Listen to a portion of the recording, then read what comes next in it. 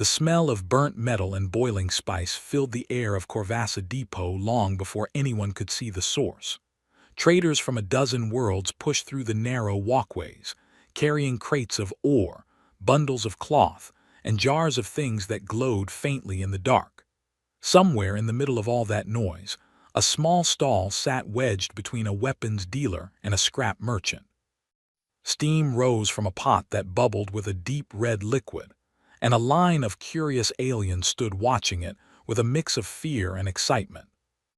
This was the stall of Inferno broth, the most feared dish on the station. It was not sold to just anyone. The vendor, a thick-skinned skarn named Voss, only served it to those who dared to try it, and he loved watching them fail. Most who tasted even a spoonful turned pale, gasped for air, or ran off holding their throats. A few had fainted right there on the floor. Voss kept a wall behind his stall covered in small tokens, one for every being who had tried and lost. Daniel Ross walked into the market that day like any other.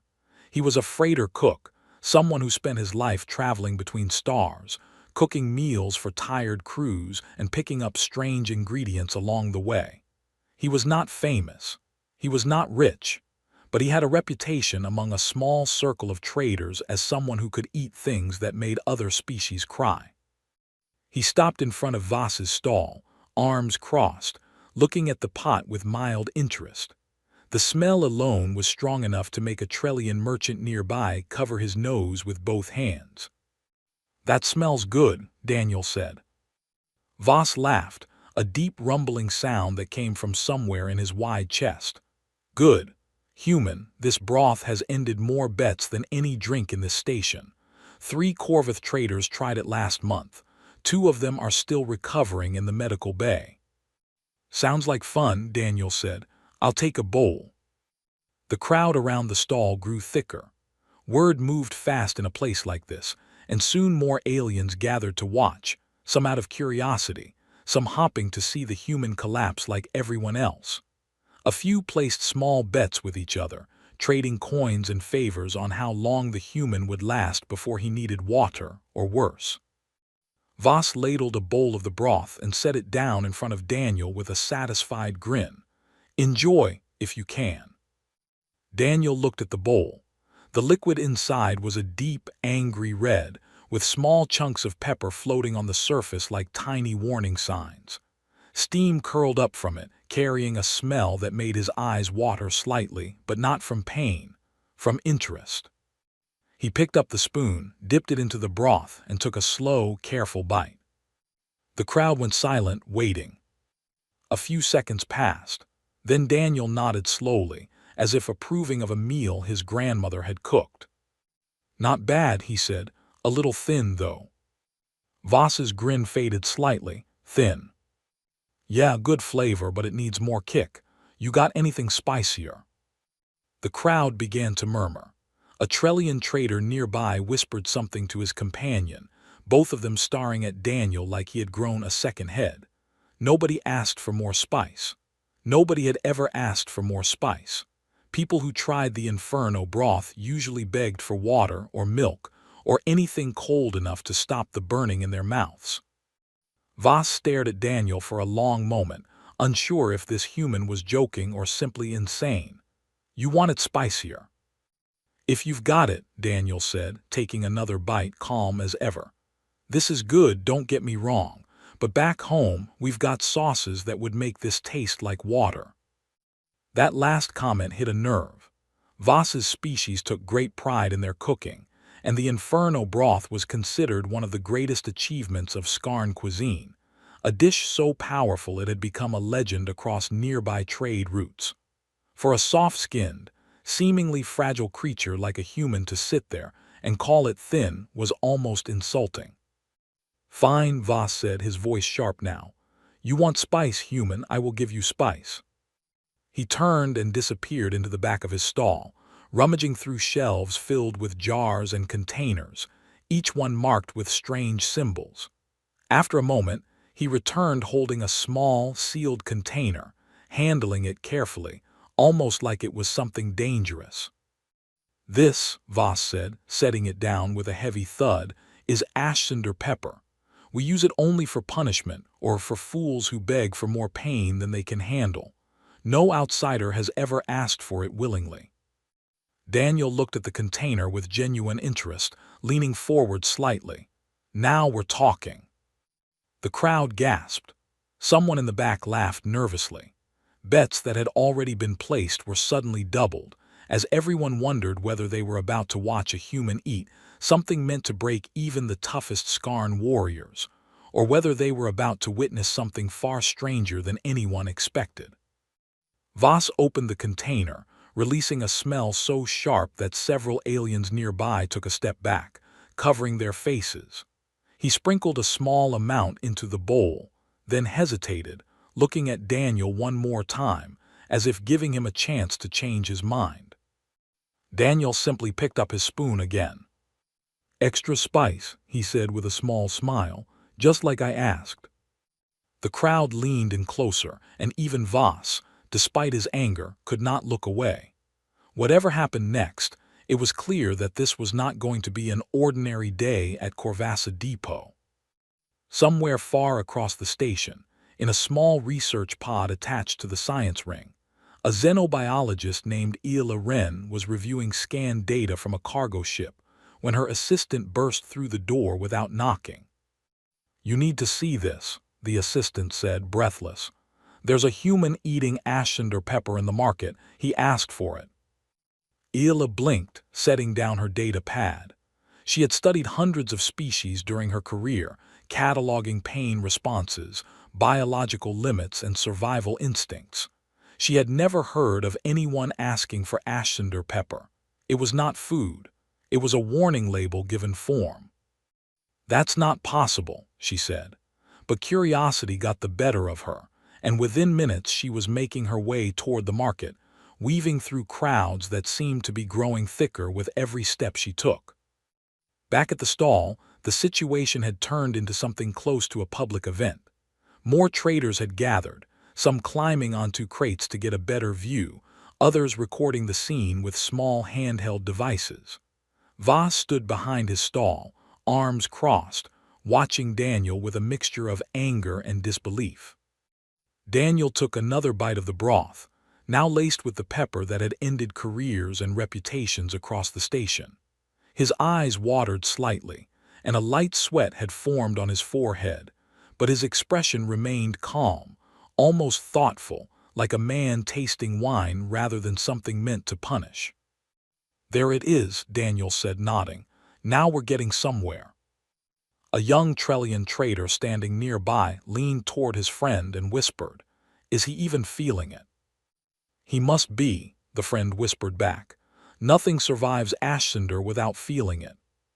But the truth was more complicated than either of them understood. Daniel was feeling it. His mouth burned, his throat felt warm, and sweat had started to soak through the collar of his shirt. But none of that translated into pain the way the crowd expected. For Daniel, and for humans in general, this feeling was closer to excitement than suffering. To understand why, one would need to look back at the long, strange history humans had with spice. On Earth, capsaicin, the chemical responsible for the burning sensation in hot peppers, had been part of human diets for thousands of years. Ancient societies used spicy peppers not just for flavor, but for practical reasons, since the compounds helped kill bacteria in food during hot seasons and helped people sweat and cool down in humid climates. Over generations, human bodies adapted, and human cultures turned that adaptation into something more: a challenge, a tradition, and eventually, entertainment. Competitive eating contests, spicy food challenges, and dishes designed specifically to test tolerance had existed on Earth long before humans ever left their home planet. Restaurants had walls of fame for people who finished dishes so hot they came with warning signs and waivers. Some peoples took great pride in cooking food so intense that only the bravest or the most foolish dared to try it. For humans, pain and pleasure had always been closely linked when it came to food, an idea that few other species in the galaxy understood. Voss did not know any of this.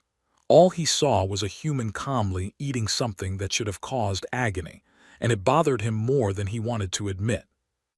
"You are strange, human," Voss said finally, unable to hide his frustration. "Most beings who try Ashender scream. You barely blink." "I'm not most beings," Daniel replied, scraping the last bit of broth from his bowl. "Where I come from, this kind of thing is normal. We compete over who can handle the most heat. Some people build entire careers around it." "Careers," Voss repeated, as if the word itself was strange. "You mean to tell me your species deliberately searches for pain for fun?" "Not pain exactly," Daniel said, setting his spoon down. "More like a rush. It hurts, sure, but it's the kind of hurt that feels good afterward. Your body releases something that makes you feel almost happy once the burning fades." By this point, Illa had arrived at the edge of the crowd, pushing gently past a group of onlookers to get a clear view. She raised a small scanning device and pointed it toward Daniel, her eyes fixed on the readings that appeared on her screen. Heart rate elevated, but within safe limits. Pain receptors active, but paired with unusually high levels of natural chemicals typically associated with pleasure and reward. It was unlike anything she had recorded before. Most species showed clear stress responses when exposed to extreme heat or pain, responses that matched fear or suffering. Daniel's readings showed something closer to enjoyment, layered on top of discomfort, as if his body had learned to turn one into the other. "Fascinating," she muttered to herself, stepping closer. Voss noticed the movement and turned toward her. "You're the scientist from the research ring." "I am," Ila said, not taking her eyes off her scanner. "And I would like to observe this human more closely if that is acceptable." Voss glanced at Daniel, who simply shrugged.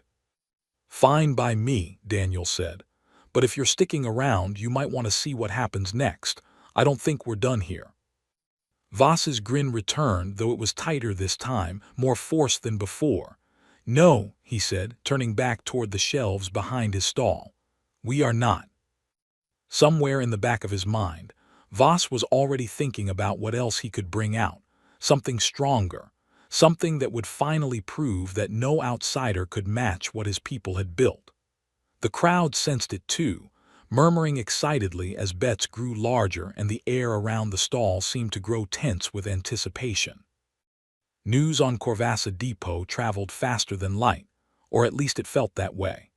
By the time Voss disappeared into the storage room behind his stall for the second time, word of the human eating Ashender pepper had already spread through 3 different trading levels. Merchants closed their stalls early just to come see for themselves. A group of Drenari traders, known for their love of gambling, had already set up a small betting booth near the crowd, taking wagers on how the human story would end. Daniel sat on a stool near the stall, sipping water not because he needed it, but because it seemed like the polite thing to do while he waited for Voss to return. Sweat still lined his forehead, and his face was slightly flushed, but he looked more like someone enjoying a lazy afternoon than someone who had just eaten one of the most feared dishes in the region. Ila stood nearby, still watching her scanner, occasionally glancing up at Daniel with the kind of curiosity most scientists reserved for discoveries that could change their entire field of study. "You are taking this remarkably well," she said. "It's not my first spicy meal," Daniel replied. "Where I'm from, this kind of thing is basically a hobby for some people. There are festivals built around it, competitions. Some folks train for years just to handle sauces that would probably melt through most metal." Ila raised an eyebrow ridge, unsure whether to believe him. Training for pain seems like an unusual use of time. "Depends how you look at it," Daniel said. "For us, it's less about the pain and more about pushing limits, finding out what your body can handle. Some people climb mountains. Some people run long distances until their legs give out. We just happen to have a group that does it with food." Before Ila could respond, Voss returned, carrying a new container, larger and heavier than the last one. This one was sealed with thick metal clamps, and small warning symbols were etched into its surface, symbols that made several nearby traders take a nervous step back. "What is that?" a Trellian trader in the crowd asked, voice barely above a whisper. "That," Voss said, setting the container down with a loud clang, "is hull strip compound. We use it to clean rust and scarring from the outer plating of our warships. It is not food. It was never meant to be food." Gasps rippled through the crowd. Even Ila lowered her scanner for a moment, staring at the container with something close to concern. "You cannot be serious," she said. "I am completely serious," Voss replied, his eyes locked on Daniel. "This human wanted spice. I will give him spice beyond anything his soft little body was built to handle." Daniel looked at the container, tilting his head slightly, the same way someone might look at a strange dish on a menu in an unfamiliar restaurant. "That's a bold move." "Is it too much for you?" Voss asked, a hint of hope creeping into his voice. Daniel smiled, standing up from his stool and stretching his arms. "No, but it might need a partner." He reached into the small bag slung over his shoulder, the same bag he carried with him on every trading run, filled with tools, spare parts, and a few personal items he never left behind. From inside, he pulled out a small, worn glass jar, its label faded from years of travel. Thick, dark red sauce shifted slowly inside as he held it up for the crowd to see. "What is that?" Voss asked, his confidence faltering slightly. "Human reserve," Daniel said simply. "My own recipe, not for sale, not for trade. I made this myself back before I ever left home. Figured I'd bring a little taste of Earth with me wherever I went." The crowd stared at the jar, some leaning in closer, trying to catch a glimpse of the thick sauce inside. Ila raised her scanner again, this time pointing it toward the jar itself, her readings showing chemical compounds she did not recognize, mixed with something distinctly organic, something clearly meant for consumption despite its intensity. "You intend to combine your own sauce with my hull strip compound?" Voss asked, disbelief clear in his voice. "Why not?" Daniel said, walking back toward the stall. "Seems like the fair thing to do. You brought your best. I'll bring mine." Voss hesitated, glancing at the container, then at Daniel, then at the growing crowd that now filled almost the entire walkway near his stall. Backing down now would mean losing face in front of half the market, something no proud Skarn trader could accept. But moving forward meant serving a human a dish that could strip metal, mixed with something the human clearly believed could make it even worse. "Fine," Voss said finally, his voice tight. "Let us see how proud you are once it's finished." He opened the container carefully, using thick gloves to protect his hands, and poured a small, careful amount into a fresh bowl. The liquid inside glowed faintly, a deep orange color that hissed softly as it settled. Daniel stepped forward without hesitation, unscrewed the lid of his own jar, and poured a generous amount of human reserve directly into the bowl, stirring it together with the same calm expression he had worn since the beginning. The crowd went completely silent. Even the Drenari traders running the betting booth stopped shouting numbers, their eyes fixed on the bowl in front of Daniel. Ila held her scanner steady, recording every second, unwilling to miss whatever was about to happen. Daniel lifted the spoon, looked around at the crowd with a small, confident smile and said, "All right, let's see what we've got." The bowl sat there, glowing faintly, steam rising in thin curls that seemed to bend away from it, as if even the air did not want to get too close. Every eye on that section of the market was locked onto Daniel, waiting, watching, wondering if this would finally be the moment the human broke. Daniel dipped his spoon into the mixture, scooped up a small amount, and without any dramatic pause, without any hesitation, put it in his mouth. For a moment nothing happened. The crowd held its breath. Then his eyes widened slightly, and a slow breath escaped through his nose. Sweat immediately beaded across his forehead, thicker than before, and his face flushed a deep red. His hand trembled just slightly as he set the spoon back down, and for a second it looked like he might finally give in. Voss leaned forward, a triumphant grin spreading across his face. There it is. Even you have limits, human. But then Daniel let out a breath, followed by a short laugh, and reached for his cup of water, taking a small sip before setting it back down. When he looked up, his eyes were watering, his face still flushed, but there was no fear in his expression. If anything, he looked more awake than he had all day. "Oh, that's good," he said, voice slightly hoarse. "That's really good." The crowd stared, confused. A few traders exchanged glances, unsure if they had misheard him. "Good," Voss repeated, his grin fatting into something closer to disbelief. "That dish could strip the paint off a warship and you call it good." "It's got a real kick to it," Daniel said, picking up the spoon again. "Little rough around the edges, not gonna lie, but there's a nice smoky flavor underneath all that burn. Reminds me of a sauce my uncle used to make." He took another bite, slower this time, clearly savoring it despite the sweat now dripping down the side of his face.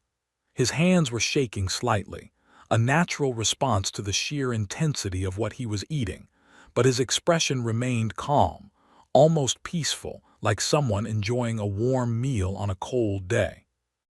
Ila stepped closer, her scanner practically glued to her hand at this point, reading numbers that made her pause every few seconds to double-check them. Heart rate elevated but stable. Pain signals firing rapidly, but paired with a surge of natural chemicals that suggested pleasure rather than distress. It was the same pattern she had seen earlier, only stronger now, more pronounced. "His body is treating this as a rewarding experience," she said, mostly to herself, though loud enough for those nearby to hear. "Not as an attack." "That doesn't make sense," a nearby Trellian trader said. "Nothing should feel rewarding about that." "For most species, no," Ila replied, still watching her readings. "But humans appear to have evolved a unique relationship with extreme sensation. What would cause suffering in nearly every other species we know of seems to trigger something closer to excitement in them." Voss crossed his arms, watching Daniel finish another spoonful, clearly struggling to accept what he was seeing. "You are telling me this is normal for you?" "More or less," Daniel said, wiping his forehead with the back of his hand. "Not everyone back home can handle stuff this hot, don't get me wrong. Plenty of people would be on the floor right now. But there's a good number of us who grew up eating things like this. Some cultures on my planet built entire cuisines around finding new ways to make food hotter and hotter." "But why?" Voss asked, and for the first time his voice carried genuine curiosity instead of anger. "Why would any species choose pain like this?" Daniel thought about it for a moment, resting his spoon against the edge of the bowl. "I guess it's not really about the pain itself. It's about pushing past it. There's a moment, right after the burn hits hardest, where your body starts fighting back. It releases something that makes you feel good, almost like a reward for surviving the hit. Some people chase that feeling, kind of like an adventure you can have without ever leaving your kitchen."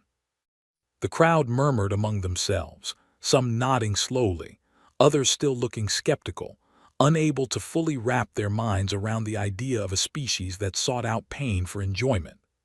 Ila, however, seemed more fascinated than confused, already jotting down notes on a small handheld device, her mind racing with questions she wanted to ask. "This could be one of the most important physiological discoveries of the decade," she muttered, almost to herself. "A species that turns extreme discomfort into a rewarding experience, driven not by necessity but by choice and culture."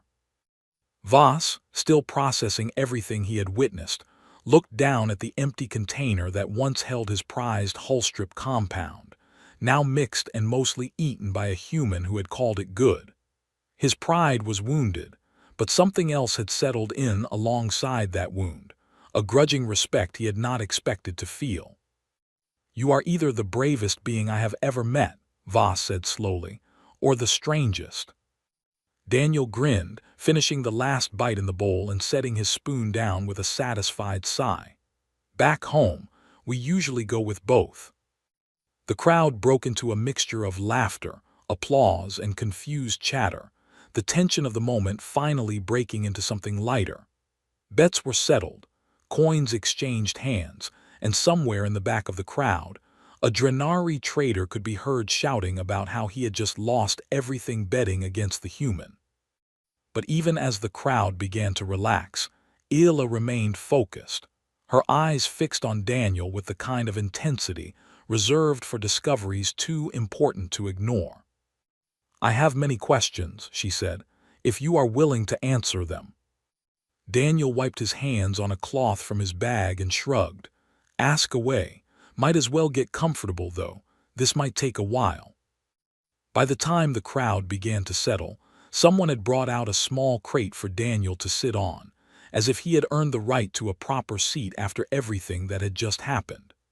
Ila sat across from him on an overturned container, her scanner finally lowered, though her notepad remained active, ready to record whatever came next. "Let's start simple," she said. "Why does your species do this? Not just you personally, but as a whole. You said cultures on your planet are built around it. That suggests this is not just a strange personal habit." Daniel leaned back slightly, thinking about how best to explain something that felt completely normal to him, but clearly seemed alien to everyone else. "It goes back a long way. Thousands of years, actually. Spicy peppers grew naturally in certain parts of our world, and people who lived there started using them in cooking long before anyone understood why they worked the way they did." "Worked how?" Ila asked. "Turns out the chemical that makes peppers spicy also helps kill bacteria in food," Daniel explained. "Back before we had proper refrigeration, that mattered a lot, especially in hotter regions where food spoiled fast. People who used more spice in their cooking tended to get sick less often. Over time, that became part of their culture, passed down through recipes, family traditions, all of that." Voss, who had been quietly listening from behind his stall, finally spoke up. "So this began out of necessity." "Partly," Daniel said. "But somewhere along the way, it turned into something more than survival. People started enjoying the heat itself, not just tolerating it. Eventually, it became a source of pride. Some regions on my planet are famous for how spicy their food is. People travel long distances just to try dishes that are supposed to be nearly unbearable. And they enjoy this suffering," Voss said, still struggling with the concept. "It's not really suffering, not the way you're thinking about it," Daniel said. "There's a difference between pain that hurts you and pain that challenges you. Climbing a mountain is hard on your body too, but people still do it because of how it feels once you reach the top. Eating something incredibly spicy works kind of the same way. Your body releases natural chemicals that make you feel good, almost like a small victory every time you push through the burn." Ila nodded slowly, connecting the dots in her notes. "So the discomfort is not the goal. It's a doorway to something else, a reward that only comes after enduring something difficult." "Exactly," Daniel said, snapping his fingers. "You got it." The crowd, now more relaxed, had drifted into smaller groups, some still discussing what they had just witnessed, others already moving on to their usual business. A few, however, lingered close by, curious to hear more about this strange trait so unique to humans. "There's something else too," Daniel added. "Spicy food became a way for people to test themselves or challenge each other. Cooking competitions built entirely around who can handle the most heat. Restaurants with dishes so intense they make you sign a paper saying you understand the risks before they'll even serve it to you. It's part entertainment, part tradition, and honestly, part stubbornness." Voss let out a low chuckle despite himself. "Stubbornness, I understand. That at least makes sense to me." "Figured it might," Daniel said with a grin. At that point, one of the younger traders in the crowd, emboldened by the lighter mood, stepped forward hesitantly. "Could I try it? The sauce, I mean. Just a small taste." Daniel raised an eyebrow, glancing at the mostly empty jar of human reserve sitting on the stall. "You sure about that? It's not exactly gentle." The trader hesitated, glancing around at the crowd watching him, clearly caught between curiosity and fear of embarrassing himself. Voss, seeing an opportunity to reclaim a bit of his pride, stepped in before the young trader could answer. "No," Voss said firmly, taking the jar himself instead. "If anyone tries this next, it will be me. I built my reputation on this stall. I will not let a human sauce make a fool of me in front of my own customers." Daniel shrugged, clearly amused. "Your call." Voss dipped a small spoon into the jar, took a deep breath, and put a modest amount into his mouth, clearly trying to appear confident in front of the crowd. For a brief moment, nothing happened, and a flicker of relief crossed his face. Then his eyes went wide. His skin, already thick and grayish, seemed to darken further as his whole body tensed. He grabbed for the nearest cup of water, drinking it in one motion before immediately reaching for another. The crowd, which had gone quiet in anticipation, burst into laughter as Voss coughed and sputtered, waving a hand in front of his face as if trying to cool himself down. "That is not food," Voss finally managed to say, voice hoarse. "That is a weapon." Daniel laughed along with the crowd, shaking his head. "Told you it wasn't gentle." Ila, still recording everything with clear fascination, made a note in her pad before looking back up at Daniel. "This has been an extraordinary encounter. I would like to formally request further study, if you are willing. Understanding human physiology at this level could change how we view your species entirely." Daniel considered it for a moment, then nodded. "Sure, why not, long as it doesn't involve needles." "No needles," Ila promised, a small smile forming on her face, an expression that looked slightly unfamiliar on her usually serious features. "Just conversation mostly, perhaps a few more taste tests." Voss, still recovering from his own experience, wiped his mouth and looked at Daniel with an expression somewhere between annoyance and grudging respect. "You have caused quite a disturbance today, human." "Didn't mean to," Daniel said, standing up and stretching. "Just wanted a good meal." Behind him, the crowd had already begun spreading the story further across the station, and by nightfall, it would reach ears far beyond Corvassa Depot, carried by traders eager to share what they had witnessed that day. 3 weeks later, the story of the human who asked for extra spice had traveled far beyond Corvassa Depot. It moved through trade routes, passed from ship to ship, told and retold until it had grown into something close to legend. Some versions claimed the human had eaten an entire barrel of ash cinder pepper without blinking. Others swore he had drunk Hullstrip compound straight from the container like water. The truth had gotten a little exaggerated along the way, but the core of it remained the same. A human had faced the hottest food in the region and asked for more.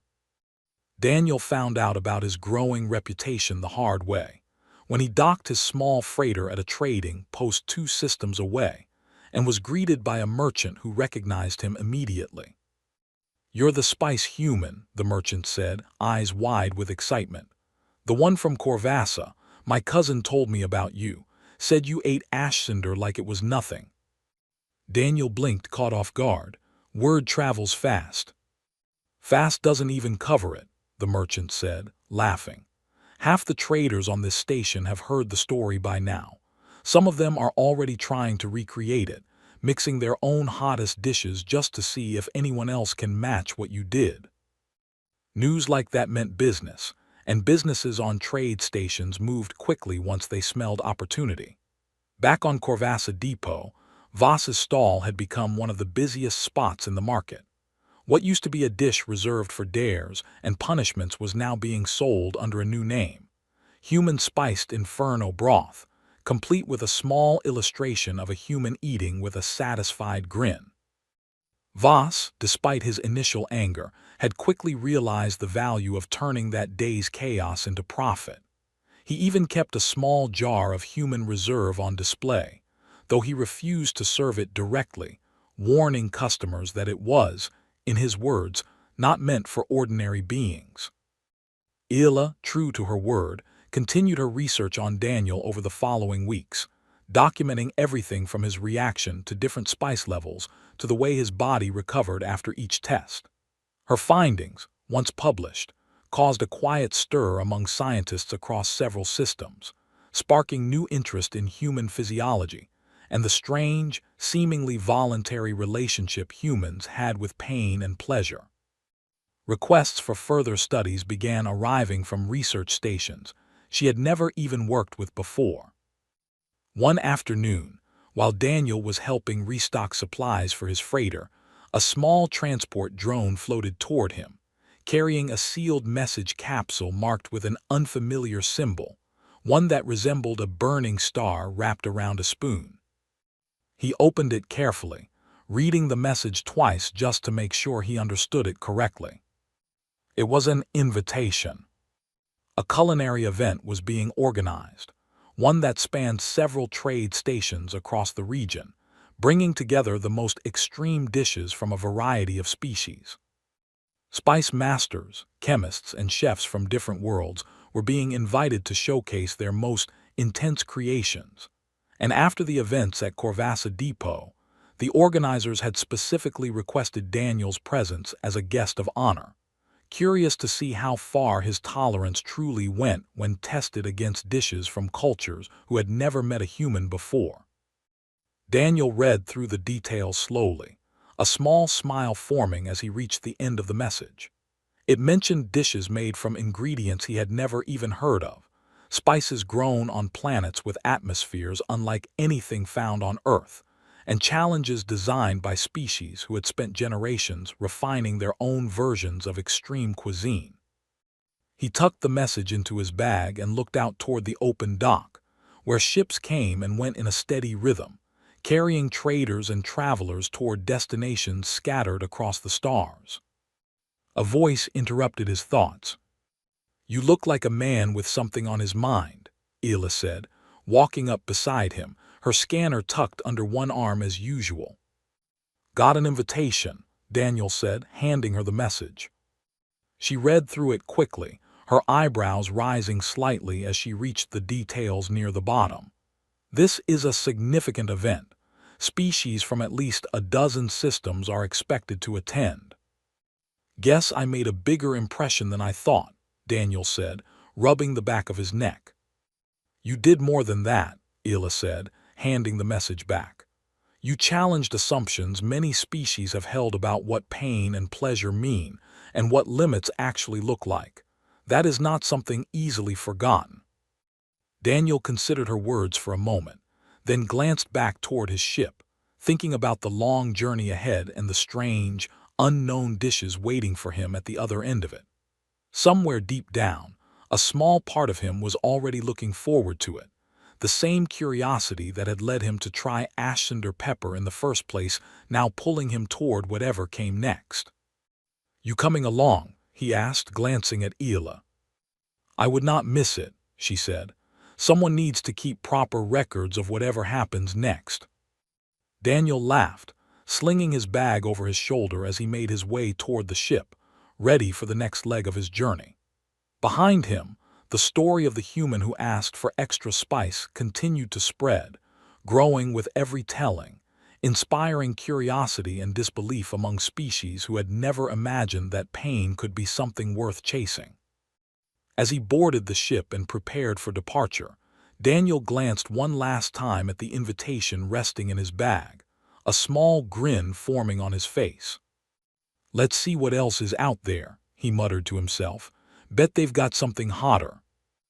And somewhere far beyond the stars, on distant stations he had yet to visit, other species were already preparing their own dishes, eager to test whether anything truly existed that could finally make a human ask for water instead of more.